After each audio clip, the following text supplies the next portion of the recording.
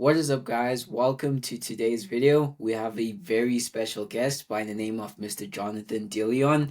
I'm sure you guys know him, and if you don't, I'll give him a second to introduce himself and how he is also building his business, Next Level Marketing. So, Mr. Jonathan, the floor is yours. Hey, I appreciate you having me on. For those of you who may not know me, my name is Jonathan. I'm the owner of Next Level Marketing. It's a digital marketing company where we're doing things completely different and completely innovatively, and really focusing heavy on the value up front, and then the offers come when we have that attention and really support businesses. We do a lot of cool things to really bring business to the next level, and been blessed to continue to do it. So, yeah, happy to be here. 100%. And how did you get started with with marketing? Was it always a passion of yours that you always wanted to get into marketing and building a business, or did that just come along your journey? Yeah, that's a good question. So I'm a little bit older, I guess, than most people. Even the people that like are doing marketing agencies. The reason why I say that is this is my second marketing agency. So I actually initially back when I was back in 2014 to 2017. I ran a social media marketing management company. Basically, I guess that was like 11 years ago. We were managing people's social media accounts, and we were generating organic traffic, and then we were converting that traffic with landing pages. But then I went off and did other things. I had a kid, and then I was like, oh, let me get a job and gain experience. I gained a lot of experience, all in marketing or digital marketing. And then full forward back to 2024, because last year I started up my second marketing agency, which is Next Level Marketing. And this one, we're actually encompassing like every bit of the experience that I've gained over the last 17 years to really help build a product and service that can really truly help many businesses at the highest level. Because I've worked with companies like Lowe's Home Improvement Store. I've made them, what is it? I made them like $57 million and more on their mobile app as well as their website. And then I've worked with Olive Garden. I've made them $14 million in a month. And then I've worked with a company called Organics, making they were selling online supplements, and I made them 1.5 million in a weekend. And so like those are the experiences I've had. Yeah, but like money can be Mm-hmm. made online. And so it was like, okay, I did my marketing agency, didn't really know anything, but yet it was profitable back then. And then I gained all this experience over like 10 years in the workforce, like making millions of dollars for my client or for the companies I was working with.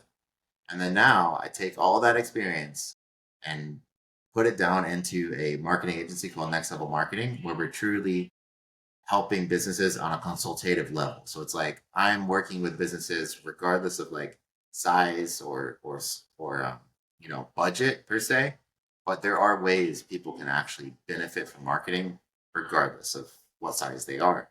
And so, how did I get into it? I guess I've always been interested in business. I was actually a computer science major in college, and I was doing all this coding stuff, and I was like, this sucks. I truly, I was like, this sucks because I was watching my roommate or my buddy at the time. He was doing like international marketing or marketing. I was looking at my homework, and I was looking at his homework, and I'm like, bro, I'm doing something wrong because his homework looked so much fun, so much more fun, and so much more easier than the ones that I was doing. So that's when I switched over to business. I switched to business, and then I did business school, and um, I've always been interested in business and leadership and just growing people. What I've realized is serving people is the way you do business. You can't do business without serving people.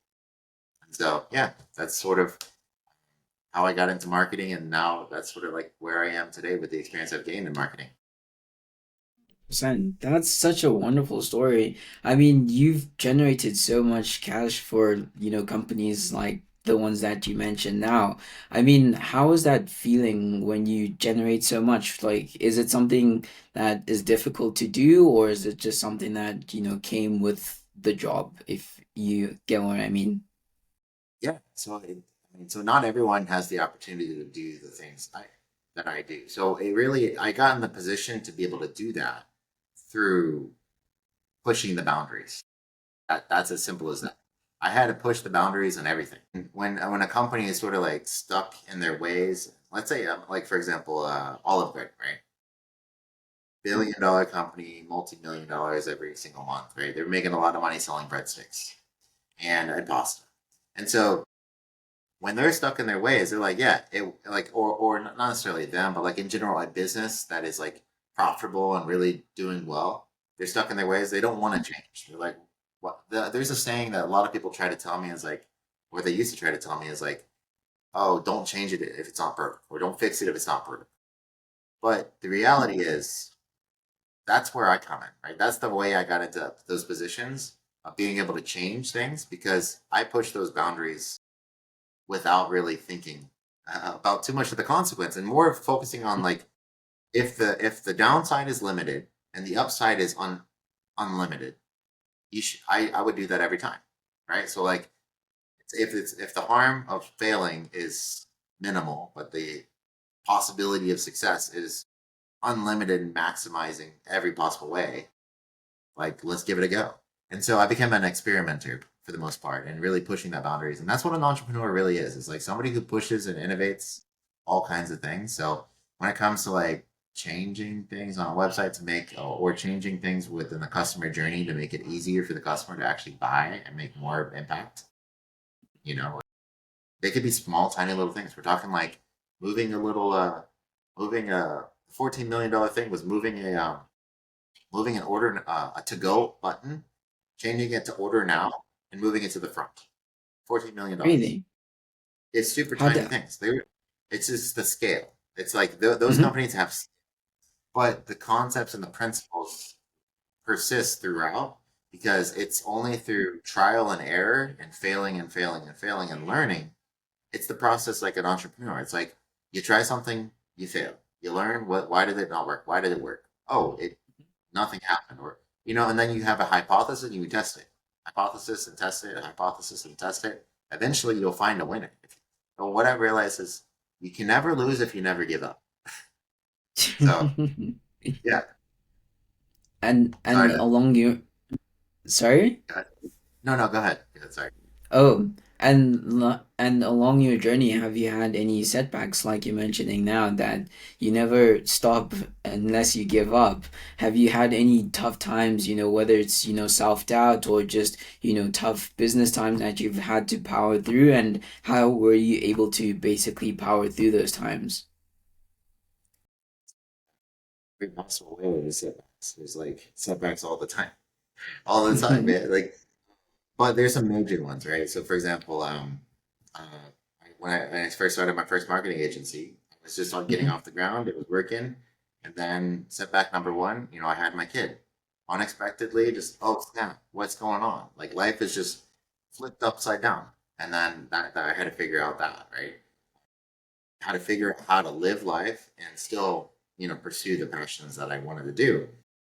That was hard, so it took a lot of prioritization there and sacrifice. But then I had a setback. I was married and then I got divorced. And, the wife left and did all these things. And then I was having to sell this house that I just bought. Like, I was like, dang, man, like, this is insane. So, like, there's some major setbacks there. And then also, I've lost over, I mean, I'm just going to tell you, like, I'm vocal about it. So it's not like it's a secret, but it's like, it's shocking to people when they hear about it. But I've lost over $100,000 in a crypto scam. And What? this is while I was starting my business. This is Mm-hmm. while I was starting my business. So when it comes to next level marketing, so this is last year. I lost over Mm-hmm. $100,000 last year crypto scam. And so when you're talking about setbacks, right? Mm-hmm. Um, that I can consider those freaking huge setbacks, especially losing a lot of money like that while you're starting up a Mm-hmm. business. It's like the most brutal thing that could possibly happen. But I will say, without a doubt, the only reason I'm here and the only reason I continue to go on and we are receiving the success and the attention that we're getting is by the grace of God that He's given us the opportunity to get in front of the right people and with the right message and that's what I look at. I don't look at like okay I could have fallen like 100 different times, but it doesn't matter how many times you fall. It only matters how many. All you need is one time to win. That's it. And you can never lose if you never give up. So you just Of gotta keep course. going and keep going. Of course. I like to say that, you only need to win the lottery once and then you're set for life. And I think that's the same that you're saying. And with saying that, I mean, the crypto scam and all these things that have, been part of your journey and you being able to power through that, I think that is something really special and part of the journey of an entrepreneur, like you mentioned in the beginning. But looking forward, do you think that, all these setbacks and everything that has happened throughout your life has been part of, what has allowed you to get to the place where you are right now? Without a doubt. Like it's the struggle that you get strength from. It's the Hmm. struggle that that creates the. It's like what do they say? They say iron sharpens iron, and like was it tough times will create a diamond? Like under pressure, Hmm. diamonds are created. Right? That's exactly like it happens in nature, and that's exactly what happens with us. As entrepreneurs or as people and human beings, and we're here, but yet like people are the pressures of the world will be there. It is not, you cannot, and then this is what I'd like to focus on. If I focus on all these bad things that I cannot control, the thing happened. Or this, like I lost $100,000. Like that happens.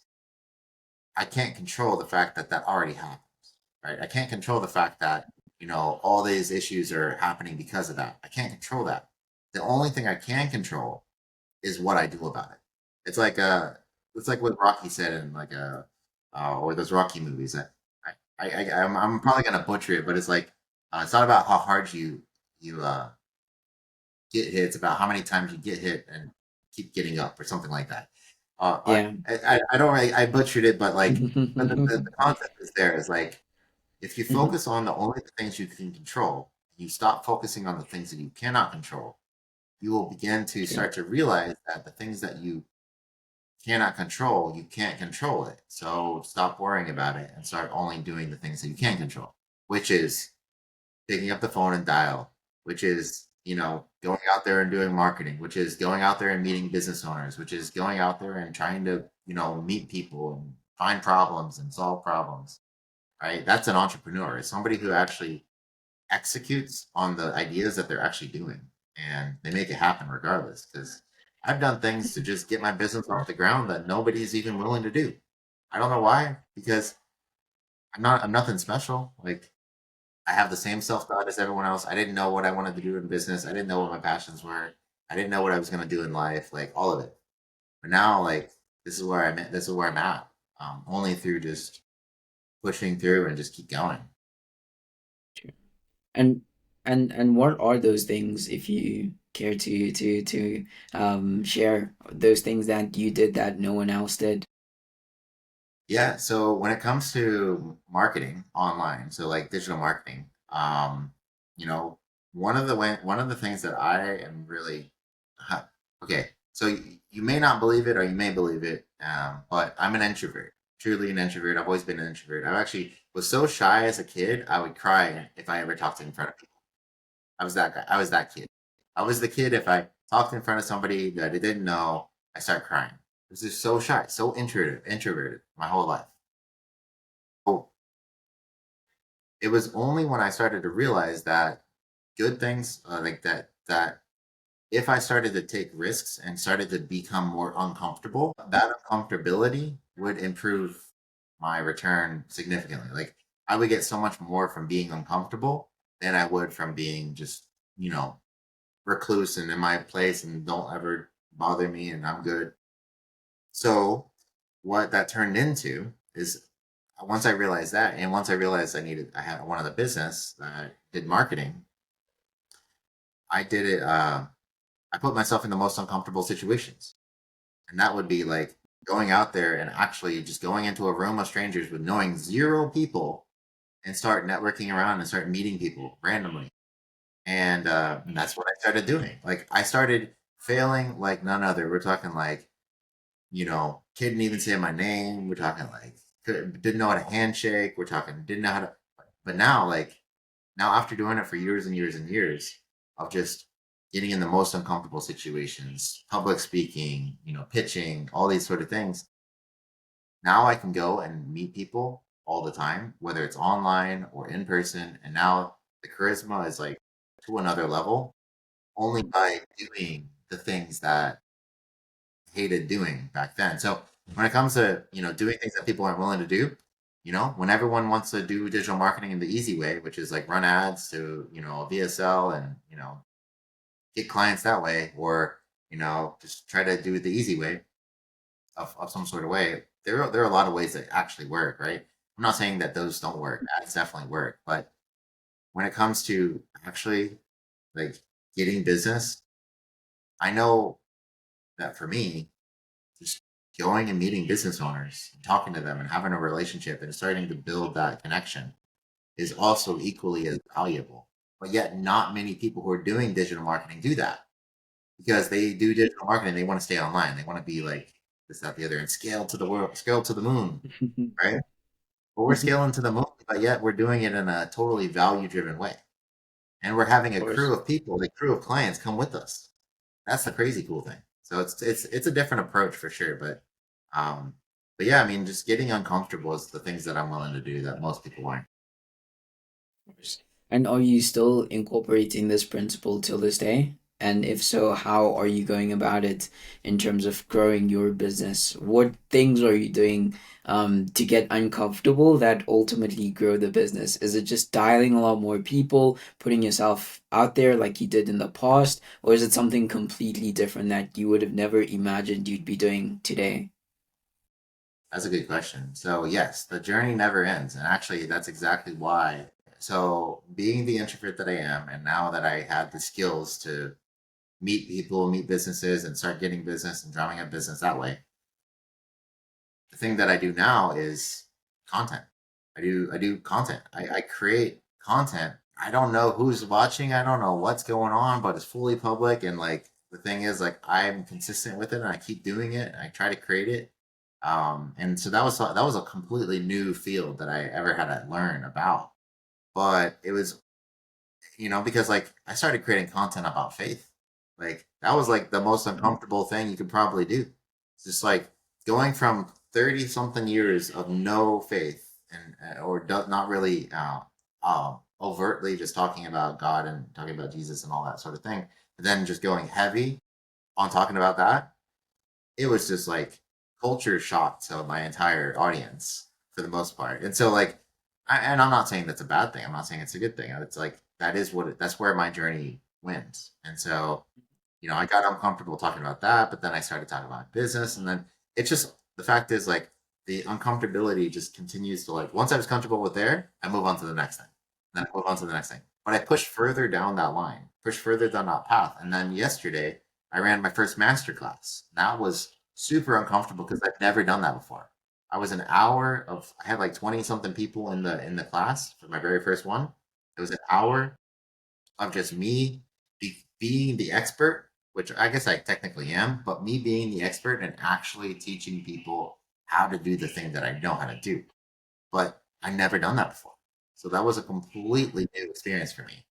But thankfully, it actually went really well. Like I think it was built on all the past successes and all the past things that I've done. But I had engagement throughout the entire master class. People stayed to the end and they signed up for the next step. So it's yeah. So like pushing that boundary is completely still a thing. It's just different now. Interesting. And with this masterclass, what sparked the idea for you to host it? Is it part of your business strategy or is it just your way of giving back to the community? Well, I think that my whole business is my way of giving back to the community. Honestly, I would do business for free, and I have done business for free, and I have done a lot of free business for Mhm, people. But what I've realized is people don't pay attention to what they don't pay for, or you only pay mhm, attention to what you pay for. Right? That's what I've mhm. realized, and so I actually do a disservice to people when I don't make them pay when they actually are getting the service. So but yes, the masterclass itself, it's a model of what I want to do in business. It's like I want to give back. I want to give so much value for free. I want to give so much value for free where people are. This is my thought. This is the strategy. This is my business strategy. I want to give so much value for free content on YouTube, on Facebook, on Instagram, whatever. so much value. That's the value that people would actually pay me for, so that when they're actually wondering, like, wait, hold on, I just did that thing that he said and it actually worked, and he gave it to me for free. What would happen if I actually paid him? That's the kind of vibe and that's the kind of like clientele that I'm looking for.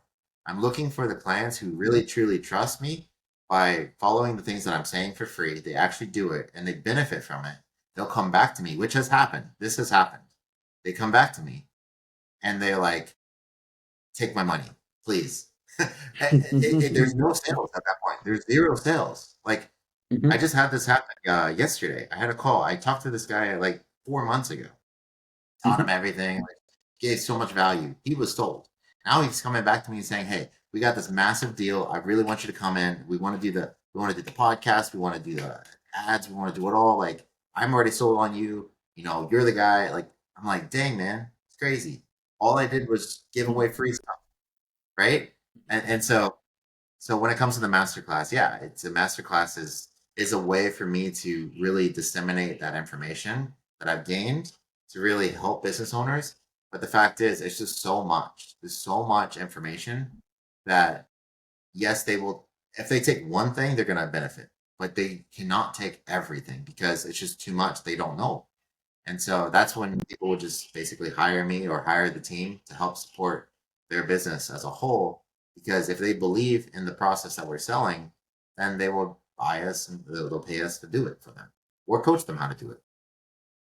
Course, of course. And do you think or do you believe that the next evolution of marketing is, basically brand led, or in the sense that it's people buying into you? And has it always been like that throughout your journey? Have you seen any shifts in terms of marketing that have happened throughout your journey, and also your predictions for the future, if you have any, of what is actually gonna happen because you're more of an expert in that field? No, that's a really great question. Honestly, that's a phenomenal question because yes, I have had experience seeing the industry change significantly with technology. Um, And I mean, when I was a kid, there was no like it was rare to have a personal computer. When you had a personal computer, you had to do floppy disks, and I went to discs or DVDs or CD-ROMs, all whatever. Like technology has shifted so much, and the way marketing is done has shifted so much as well. Back then, I mean, people would always tell you you cannot be the face of your business. Otherwise, you're gonna be the business. The business can't live without you. They said that's the wrong thing to do is be the face. Today, I'm telling the people the exact opposite. I'm telling people I'm helping people understand that people businesses there's there's always somebody in the business. A business is based around the founder or based around the owner, based around whoever the company is led by. So if you know there are people, people don't do business with businesses. People do business with people.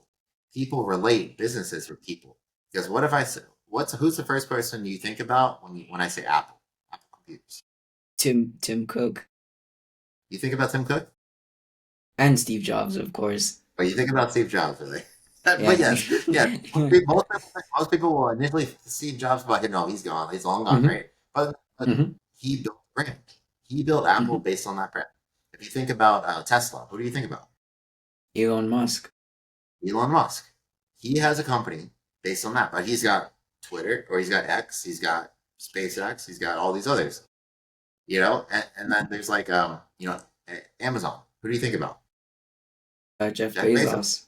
Hmm. Exactly, exactly. So you think about these people, and the funny thing enough is we've gotten people have given that advice of you cannot be the brand.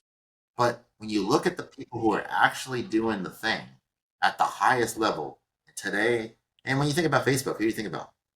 Mark Zuckerberg, right? Zuckerberg. Yeah. Exactly. They are massive, multi-billion dollar companies, every one of them, that has built a business on a personal brand. And so when you understand that the way business is done at the highest level today and moving forward. I mean, especially when the trust just keeps on going down. Like personal brand is the biggest and most important thing any business owner can do. And if they start to fall behind and like, oh, okay, I'm not really gonna care about that today, maybe next year, and they keep on doing it for next year, next year, next year for 10 years, bro. The lawn mowing company that has the biggest brand, that has the coolest content online, they're gonna get all the business.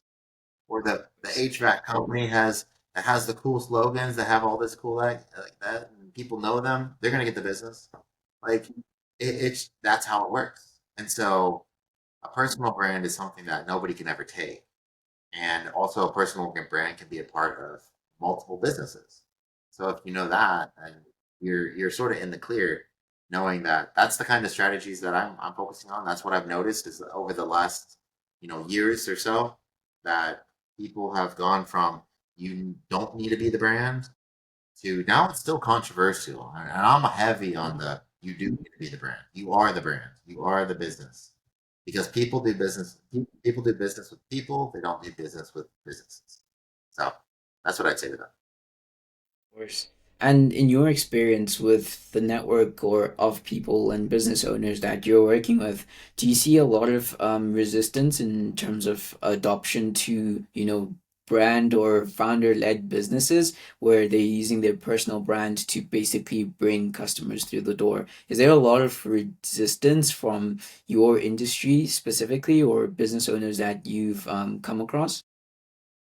Yeah, 100%. People, business owners, they don't realize where either they're not in it for the long run, which is Mm-hmm. possible. Like they're like, oh, I only want to do it for the next 5, 10 years. I'm good. They're already expecting Mm-hmm. to leave, to quit. I'm not like that, and I don't really work with people like that, right? I'm trying to build legacy. And I'm trying to help business owners build a legacy for generational, like the Mm-hmm. Rockefeller generation. Like he's the Rockefeller, John D. Rockefeller. Oil. I think that's what he did. Mm-hmm. But his family still continues to make generational wealth, and people still know that family. I mean, and the same with Trump, right? People will still know the name Trump, like whether they like him or not, like they'll still know. And so when it comes to businesses resisting personal branding and generating business off their brand, they just they don't see how this is going to affect them. And if they don't see how it's going to affect them, or that let's say they do, they also don't see how they can actually do that. And so that's why it's right now we're at this point of early adopter or not early adopter for the most part. Eventually, like I'm one of the earlier adopters. Like I'm not the earliest. I mean, we're talking like, when Mr. B started his YouTube channel. That's probably the early days. Iman Godzi. That's when I had my agency when Iman had his agency, right? Like they're early adopters. I'm a little bit lagging behind that, but at the same time, I see the true benefits of it. But there will always be a curve. There's always the early adopters, slowly, slowly, and then everybody starts to follow on. Once that, like that right now, like with AI, right? Marketing agencies, like, or it was like drop shipping. Everyone wanted to do drop shipping, and now nobody's doing drop shipping. Then marketing agencies, everyone wanted to do marketing, nobody's Mm-hmm. doing marketing. All these things, Mm-hmm. right? It's just there's fads or there's adoption curves. And so what I've realized is right now we're in an adoption where it's still in the early stages because everyone's focusing heavily on AI. That's the truth. Everyone's focusing like, how do we win this AI race? I am focusing on how do we stay relevant in a world where all of the information is available, and how do we actually cut through the noise when there's so much noise with AI and all this fake content out there, and Nice. that's where I focus on the truth. You cannot fake yourself, so there is no bit of you faking yourself if you're truly being authentic for yourself. And so I believe a personal brand is going to be the biggest thing ever, like for the True. next 50, 100 years. True, true.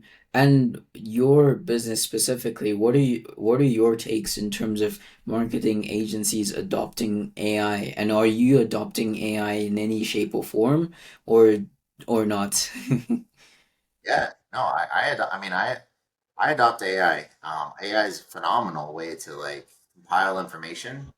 Hmm. and like even talk through some thoughts, like even strategies, like break through some ideas. It's like a second brain, and I trained it on like me, right? So like I use my own ChatGPT like experience, and then I trained it on what I'm doing and how I'm doing that. I use AI to help me come up with ideas as well. So strategy wise, definitely use AI. I also am using AI. Most recently, I actually have a 24/7 AI receptionist on my Really? website. Yeah, on my website. So I just Hmm. inputted it. I haven't really promoted it just yet, but yeah, I have been promoting it a little bit.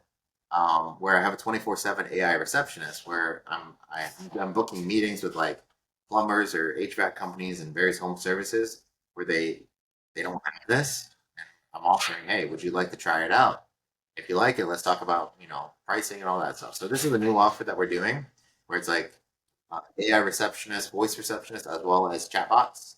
Because my company does, we have a web development, custom web development team, where we build websites custom. We also have an SEO team. We do the SEO, and then I also have a video editing team. We do a lot of content creation. Like I'm running like one of those like agencies. Some people will like. There's a lot of advice out there. You want to scale, you got to do one thing, and that's it. I just know too much to just do this to do one thing. So I'm still trying to figure that out. Right? And that's why if Hmm. I've come down to like the master class, that's my one thing. I just like hone in on that like value, super freaking value. And just people want to work with me, we'll find a way to work with them. Like, that's sort of like what I'm realizing. But yeah, AI is always a huge thing right now. I mean, I think the prices are going down fast, which is fine because it's just sales at that point. But I love sales, I love marketing, so it's a lot of fun regardless. Interesting, interesting.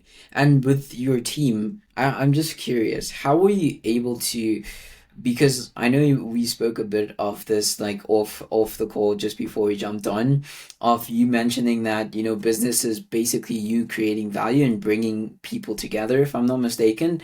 How were you able to basically bring your team together for your specific agency? Um, Education. I think I needed Hmm. to realize what I'm missing, like, and I built the team around me. That's essentially it, right? For example, if I'm making all the promises, I need a team to help support all these promises. And Hmm. so a lot of the times, like my very first hire was a web developer. But if I were to do it over again, yeah, yeah, I mean, yeah, I would still probably hire a web developer because I didn't really want to make websites because I knew how to make websites. It's just I didn't really want to.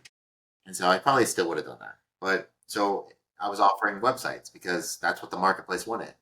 Marketplace was only hiring me for websites. I'm like, they don't have websites. They want a website. Here's the price for a website. Will you pay?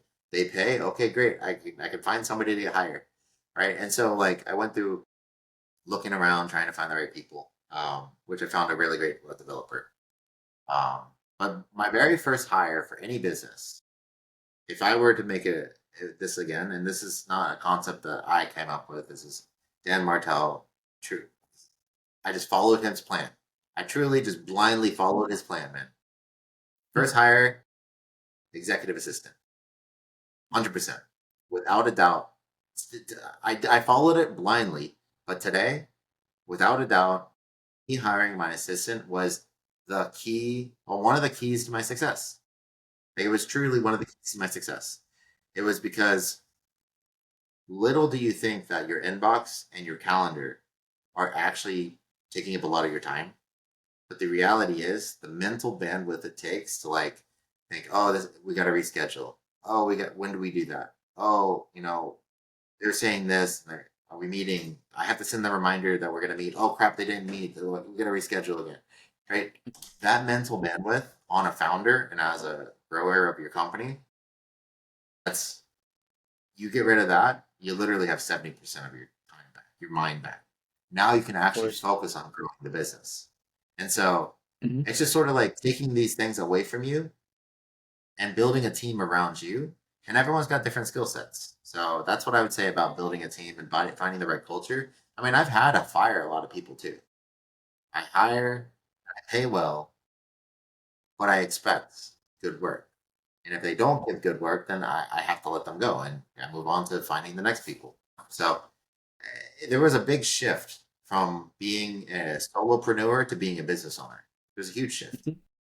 And but once I made that shift, and it was like John Danes, like our mentor, my mentor, he very much helped with that. Even though I didn't know he helped with that, he helped with that by me hiring a bunch of people. Like even though it didn't work out, the fact is, doing the thing will always benefit you more than not doing it at all. So that's a principle that I've learned in business where it's like, man, like you just got to do the thing, even though you know how crazy complicated it can be, or you don't even know what's going to happen, but just take the risk because you're going to lose is money if you lose anything at all. But True. all you can lose is a set amount of money. Let's say it's cost you $2,000 to hire somebody for a month. $2,000. Here's $2,000. Yeah. Maximum I lost is $2,000 today. Gone. Bye bye $2,000. The possibility of actually gaining something, unlimited. So that's the same thing, the same concept. If your downside is limited, but your upside is unlimited, the potential is maximum. You can absolutely, make decisions and move forward in your business much faster and much more effectively. Sure, sure. And what do you think is misunderstood in terms of with business owners specifically when it comes to hiring an EA first or an executive assistant first? Why do you think most business owners don't see the value in doing that first? And for you, I'm sure you saw it with Dan Martel when he mentioned it, and you didn't question it blindly, you just did it.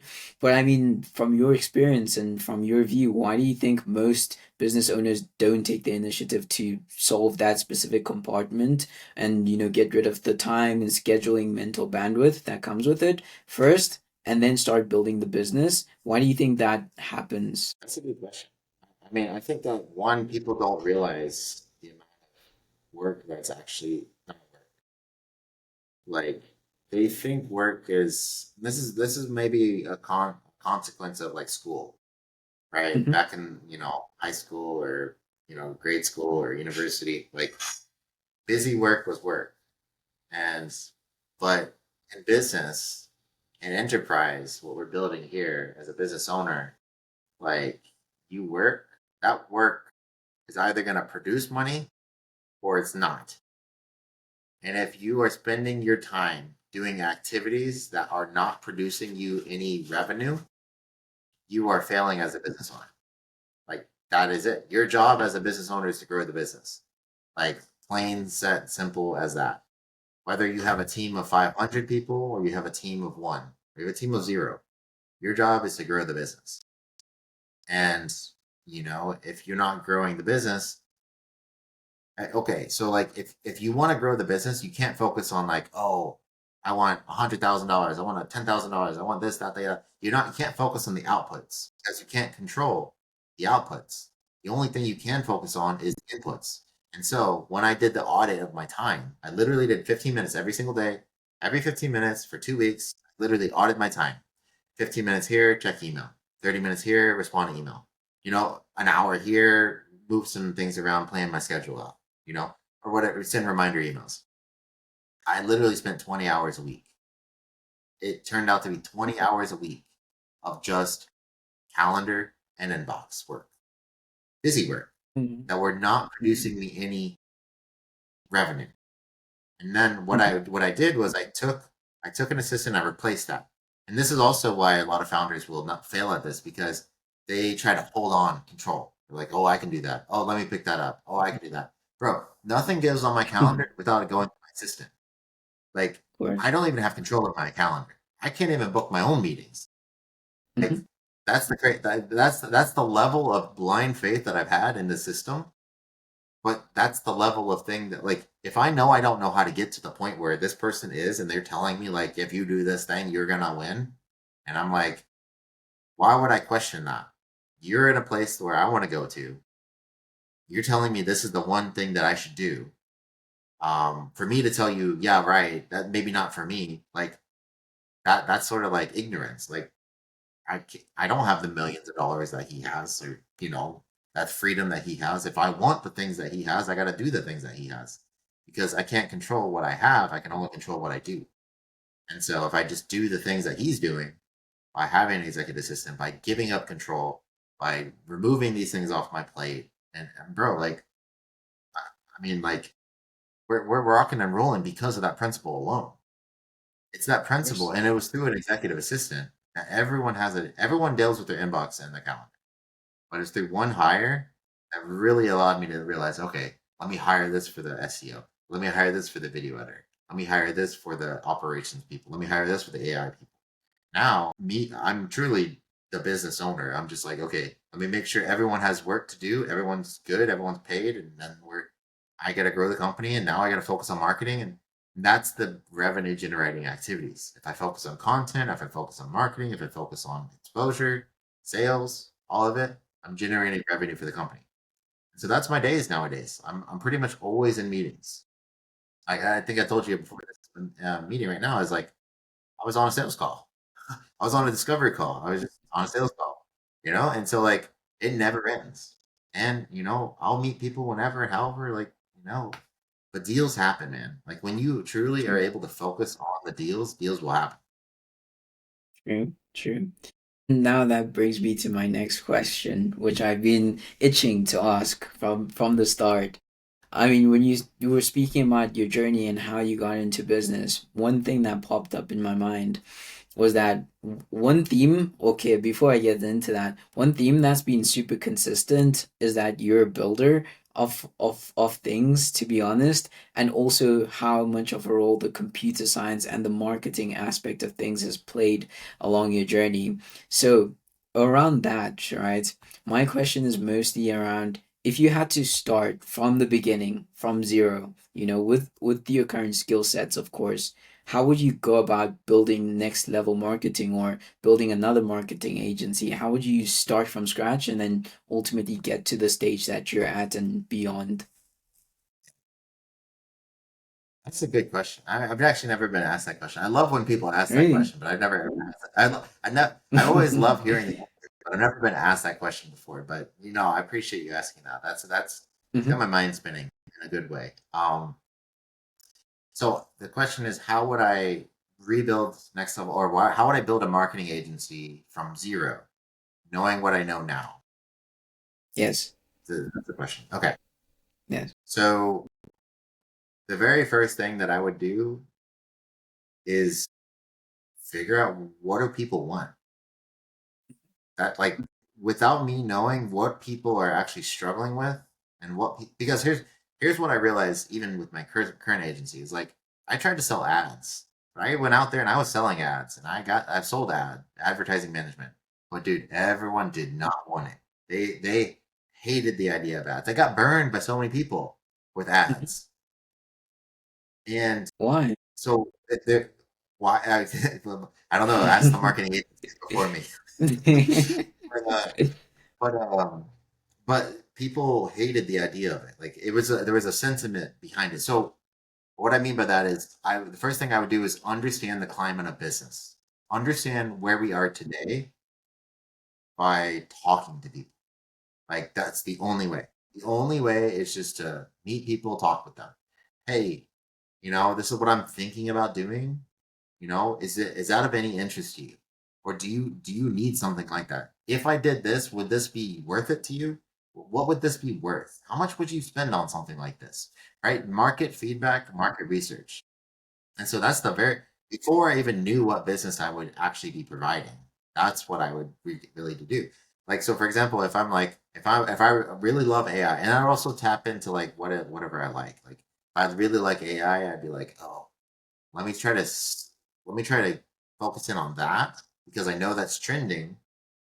But let me talk to some businesses and try to figure out, like, how could AI actually help their business? Because a lot of people will focus on the solution, but they don't actually focus on the integration. The integration of the solution to the business is the most important part, because there's people who can, like, for me. right? I sell websites. That's an old thing. That's a super old thing. Like in reality, people can build their own websites, and they do build their own websites. The funny thing enough, how do I get business? How do I consistently get business for websites? It's because the way I position it. The way I position my websites is like I gotta like understand like, okay, what's the problem? Why they have a website? What's the problem? Their website is not converting. Okay, well try to figure out why they're do they want any website? Do they want any more business from their website? I don't know. Maybe they're like, oh yeah, I don't want to be door knocking anymore. I don't want to be like going out networking events. I would love to have people come to me. Okay, well, if you ran ads, if you did that, and I said that's where I started. Like, do you want ads? Do you want leads? They're like, no, I hate leads. I hate ads. I'm like, okay, no more, no more leads, no more ads, because that's people want to see something physical because the trust is so low today, and so that's why I ended up doing websites. And so, I would basically go out there, figure out what people actually want, figure out my offer, and then I'd find honestly, like I would probably do it. I mean, I've literally done this, and I still do this today. When I build new offers, I still do this today.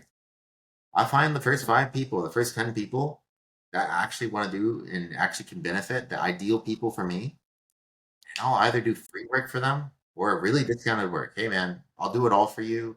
When everyone's going to cost you $1,000 or $2,000, I'll do it for $100. Can we do business? As long as I get a testimony. They're like, absolutely. I'm like, hell yeah. Now we fucking go. Then we go heavy, and we make that work really, really well. And then now, boom, we have a case study, and we got a great testimonial. And I do that for 5 to 10 different people. I'll give them a massive deal, like because I know nobody. If I give people at the price that I actually want to charge, people aren't gonna like they're gonna ask for the credibility. But the way I get over that, oh, what's the credibility of? Just do it for free. Do it for free, man. Because hey, if it doesn't work out, if you're crappy at it, then bro, you've basically done nothing. Like you're actually that's free work. Like you Of didn't course. charge anybody. There's no chargebacks or something like that. But that's what Mhm. I would focus on. It's like, and I'd also focus on value. It's not about like the work. Truly, it's not about the work. Like, why would you hire a plumber to come into your house to fix a leak? You don't hire them for the 2 minutes it took them to turn a knob. You hire them for the tens of thousands of hours that they've spent fixing leaks. It's the True. same thing. It's like value is complete. That's what I'd really, if I was a brand new entrepreneur, I would truly try to freaking study value. Value is like the number one thing that I've started to realize you can make anything super valuable and you can charge it and just start to understand like what is value? Like how do you actually like, you know, articulate that in a Creative. way that people, yeah, create it. Mhm. So I guess that's the steps. I would focus on understanding the marketplace today. I'd understand what do people actually want, and then I would actually give them what they want. And then I would hammer the streets myself, and I'd hire an assistant, and then have my assistant basically handle all my meetings, and then I would just keep finding more people and get more people, and then take all the money I make and reinvest it back into advertising, joining new groups, joining new facilities and circles of people. And then now what I'm doing today for my own marketing is like I'm getting in front of teams by educating their teams for free. I'm like, I'm going to give you so much value for free, you're going to want to pay me. That's basically that's literally, and that's what happens. That's literally what happens. I mean, Mhm. I'm doing it. When I say I'm truly like doing value based marketing or value first approach to marketing agency world, it's a completely different life than what the previous marketing agency generations have been. Because I was a part of that too. I was a part of that, but I've sort of done my own spin on it. Now I'm sort of shifting the game. When everyone's moving away, I'm like, that's good for me because that means like I have a smaller pool of people that I'm even competing with at this point. Um, so yeah. And What about now you? my question, and now my question is that, do you wish more younger people were taking the steps to get into business? Say, for example, I know you had a talk, I think about 2 weeks ago, where you spoke at a school, if I'm not mistaken. Yes, I spoke at a high Yes, and school. of course, nice. And how was that experience, and what did you gain from that specific instance of you going out of your comfort zone, I can imagine, and speaking in front of young, hungry school students, basically. Well, what I started to realize, like, okay, so going up to that, I didn't know what to expect. I was completely out of my comfort zone. I didn't know. I didn't have slides. I didn't have anything. I didn't know what these kids are up to. All I knew is I have not been on a school campus in years and years and years and years. But it was not going to put me away from helping a potential generation of kids to really start to understand how to actually what is marketing right now. Why do they need to care about branding? So I did have to sort of like shift my message in a way that actually related to the audience. So which is part of like how do you package in marketing, like part packaging things properly. So I did shift my message to them. But the what I realized after I did it, I did two sessions with two different classes. What I realized after each of the sessions, the kids were super engaged, very engaged. They loved the idea. They were hungry, basically what you're saying. But there were also a lot of limiting beliefs that I just broke. I just because they were like, "Oh, do I need a lot of money to start a business? Like, I want to do this business. Do I need a lot of money?" Like, well, do you want me to tell you how much money I spent to start my business? Like, yeah, $0. So is that a lot of money? Like, no. Well, then nothing's stopping. Nothing is stopping you from doing that. And then because here's the reality, you can start a business with nothing. If you're starting a clothing store, like somebody literally asked, like, how would I start? I want to do a designer brand clothes in the class. I said, I want to do designer brand clothes. How do I start to market that? How do I get that out there to people? I'm like, well, what's so special about your clothes? They're like, oh, the design. I'm like, okay, is it a design that people want? Well, I don't know. Oh, who is this? Who is this for? Oh, like the students around the school. I'm like, oh yeah, okay. Why don't you come up with a couple designs, show it to a couple the students around the school, ask them, hey, do you like this? They say no. Oh, why not? They say yeah. Oh yeah. What do you like about it? Okay. Would you pay for it? They say no. Oh, why not? They say yes. Okay. How much? Where would you want to buy it? I would literally do the same thing, and that's what I told this kid, and his mind was just like blown. He was like, "Whoa!" He was excited. Oh, he Mhm. finally started to realize like the thing that he dreamed of, the business that he dreamed of, is actually within reach. And so that's what I realized. Talking to the younger generation, they need people like myself, or just in general, people who are speaking the truth about business is not something that like is exclusive to the elite. Like it is something that is accessible to everybody because what business is at its core is serving people. And if you can serve people and help people, that is what will make you money as a business owner. That is what you do. So yeah, I like talking to the kids. Of course, wow, wonderful. And the biggest lesson that you learned apart from breaking those limiting beliefs, was there any other lesson that you learned from it or not? The biggest lesson that I learned from breaking the limited wait, say that one more time. Sorry. Oh, sorry. The biggest lesson that you learned from that whole experience. I know you mentioned breaking limiting beliefs. So does that count as one thing that you learned? Well, I think the other thing that I learned from that experience is I mean that was pretty much that was like one of the biggest things. I mean, I learned so much because I learned how to take every situation and turn it into a profitable situation. Like, how do I turn, like, and this is it's gonna sound bad, but the reality is like, I was able to take talking in front of kids and turning it into repackaging it, repurposing that scenario into an actual brand play for me to help people Hmm. understand who I am and the community service that I give.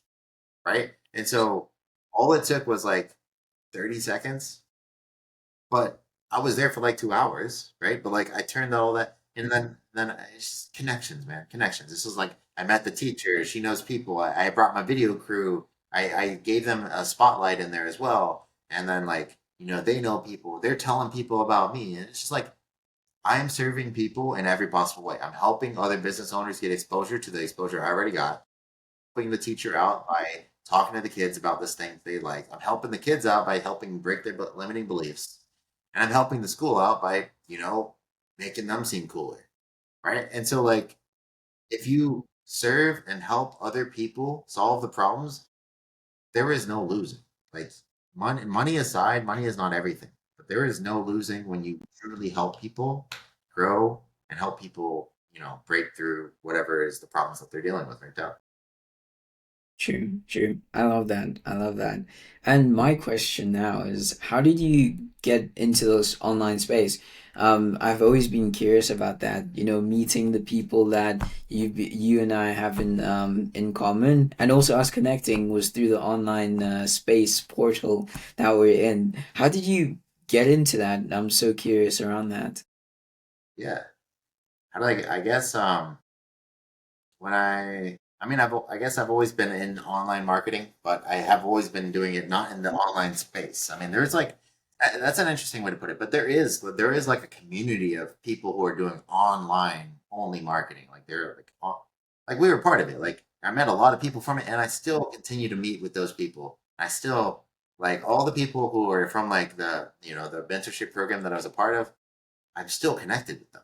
And that's so cool because being connected with people is like my number one like ability and I love it because that's exact if I can help somebody else out, I will. Like I don't need a piece of it. I don't need anything of it. If you need to get connected to this person that I know, boom, get connected, boom. See what happens. Like and so like how did I get involved with it? I started with the honestly, I started with just YouTube. I started watching a bunch of YouTube videos. And then one of those YouTube videos was like Iman Godzi's videos. I mean, it wasn't one; it was like a lot. Watched a lot of YouTube videos, but Iman Godzi's like videos, and I went to the, I guess I joined the Educate program, $1,000 launcher agency kind of thing. I paid. That was my biggest investment in the beginning. I was like, oh my, let's go. Let's see what happens.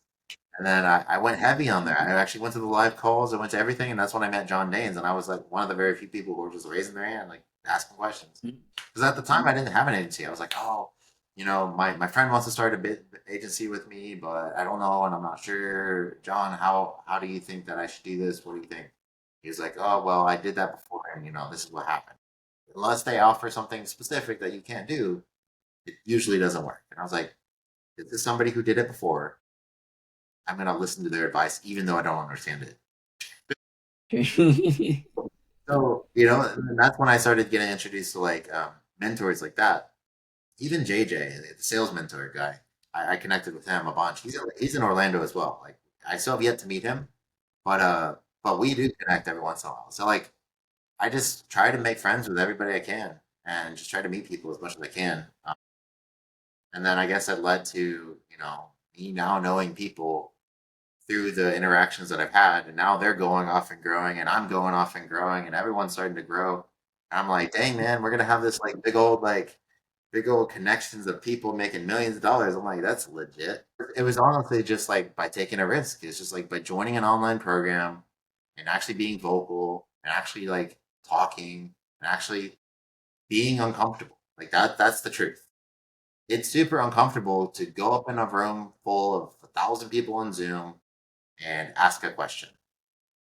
I don't know who would like that. I didn't like that. People do like to talk. Like, when 1,000 people are judging you on your question, maybe 800 people had the same question, but they're still judging you. Some people are like, who the hell is this guy? Right? Like, it's just, you got to get uncomfortable and you got to do the things to get yourself out there. Because if you don't, you're going to fall into the mix of everybody. And so that's where content came into play. Everyone, I truly, like, a lot of people thought, like, I was crazy by doing content. Like a lot of people Mhm. still, they still probably think I'm crazy by doing content. But I've been doing it long enough. I think 8 months straight, 9 months. Well, 8 months, 8 months straight of just content, just content. We're creating content, creating content, creating content. You're like, I mean, I've even had some mentors tell me like, oh, that's the long way. That's the hard way. Just run ads. I'm like, yeah, I should run ads. I really should. But I also want to do this. And so, but it's working, man. I mean, it's working. Like it's works for me. And so, like, just find what works for you. And then that's what I would say is like, there is a space for it online, no matter where you go. But I would say that you can always pay it your own way. Just find the right mentors, find the right coaches. That would make a True, difference. true. And do you have any current mentors in this stage of your business journey, or not at all? That's a good question. I mean, I don't necessarily, okay, so I don't have many current mentors right now that I'm actively working with. But what I do have is I have groups of people who had the same mentor. So like I have in the agency world, I have groups of connections that I had. We would keep each other accountable and we keep connected to share ideas. And so it's like a cohort. It's a collaborative, like mastermind, basically. And then I also have like a one for the content side of things. It's like we had the same YouTube coach, um, and we're collaborating on everything. And we're breaking it down together. Like it's a small group of people where like I'm fortunate enough yet again to make a brand for myself. People like me, and so I get to stay. Right? Mhm, And like people, and so like I'm just an active participant. Right? I try to be an active mhm, participant as much as I can, as thoughtful as I can. Um, but that's what I'm doing now. It's like more of masterminding with people because I've reached the stage where the mentor that I need, I just need to like, I mean, I don't know. I don't exactly know. I mean, truly, if okay, there's one person that I do want to hire as my mentor, but it's going to cost me a lot of money, and I don't have the money. But I want to hire him because I know it's going to work. Myron Golden, super mhm, super good, faith-based business coach. I went to his challenge. I was about to pull the trigger, and I was like, I can't do it, but mhm. I still met a lot of people from that. So when I have the money, I will go back to that challenge and I will hire him because like there are some people who are just like time is the killer for businesses. Like time is the killer or maker of a business. So like if there's only a limited amount of time that somebody is actually going to be offering their mentorship, and he's one of those older people, so I don't know how long he'll be doing it, but at the same time, like if I can cut my like I've already cut my time by me hiring my YouTube coach, by me hiring my agency coach, by me hiring all these people. I've even hired my friends to teach me how to do email marketing. I hired these people to Mhm. teach me this. I hired these people to I that's another thing I had to get super uncomfortable with is I had to like get uncomfortable with giving my money away. Just like take my money, teach me. Take my money, teach me. Take my money, teach me. Because every time I've done that, I've actually cut my time to learn by like 75%. Like it's Really? crazy. Crazy. We're talking the hack of life, man. The hack of life is to pay someone to teach you the thing you don't know. That's the hack of life. And that's why I do now. Like I teach people. I do social media coaching and I teach people. People actually pay me to teach them the thing that I know. But it's not about the information. It's about, doing in the execution, right? You True. you can know the right things and just do nothing. Or you can know nothing and do everything and still get further than somebody knowing everything and doing nothing. So True. execution is key. True, true. I love that. I love that. I know we're like a bit over time, so I'm just gonna let it come. So my question is, right, I think this will probably be the last one that I have in mind. Sure. What would you say is your biggest um lesson that you've had to encounter now that you are moving into the future that you can then pass? I know it's a long question that you can then pass down to your future self. So is it essentially if you are watching this video 5, 10 years from now and you were listening to where you're at this current present moment in time, what would you want to remember or know about this specific stage in time in terms of how you were thinking and how you were solving business problems?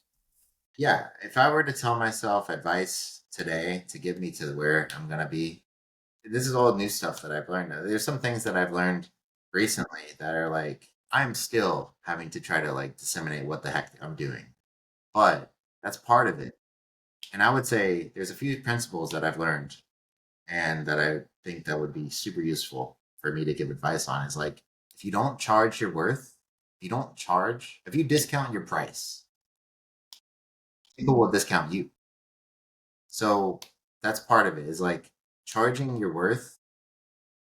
It's something that's super hard for people to do. I don't know why it is, and include myself included. But I went from charging like $100 for a website to $500 to a website, or $1,000, or $2,000 to 3,000. Now I'm charging 6,000, and I might even raise it to like 8,000, 10,000. Like, I mean, but like the value has to be there.